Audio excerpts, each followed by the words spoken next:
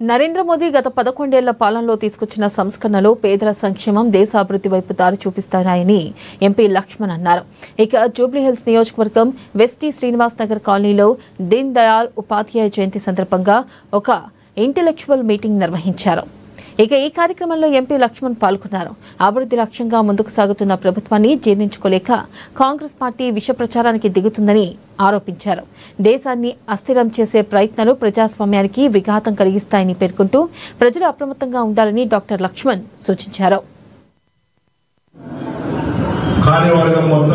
అభివృద్ధి ఎజెండా, పేదల సంక్షేమము, ప్రజల విశ్వాసాలకు అనుగుణంగా ప్రభుత్వ పనితీరును ఇవాళ జీర్ణించుకోలేక విష ప్రచారానికి ఇవాళ రాహుల్ గాంధీ కాంగ్రెస్ పూనుకుంటా ఉన్నది. వాళ్ళ ఎజెండాల్లో కూడా ఈ దేశాన్ని ఏ రకంగా ఓట్ల కోసం కులం పేరు మీదనో మతం పేరు మీదనో ప్రాంతం పేరు రెచ్చగొట్టి పబ్బుకునే రాజకీయాలు పాల్పడుతున్నారు.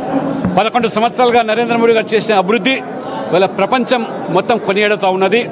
ఇవాళ 4వ ఆర్థిక దేశంగా మారినదంటే ఇవాళ గర్వంగా మనం భావిస్తాం.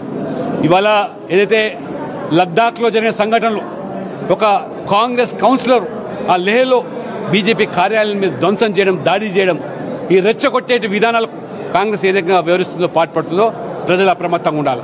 మీరు ఈరోజు ప్రజాస్వామికంగా రాజకీయంగా మోదీ గారిని ఎదుర్కోలేక ఈ అశాంతి అలజడులు సృష్టించి మీరు పబ్బం గడుకునే ప్రయత్నం చేస్తా అంటే దేశ ప్రజలు మీకు రాజకీయంగా ఖచ్చితంగా సమాధి కడతారని చెప్పి కూడా నేను హెచ్చరిస్తున్నాను.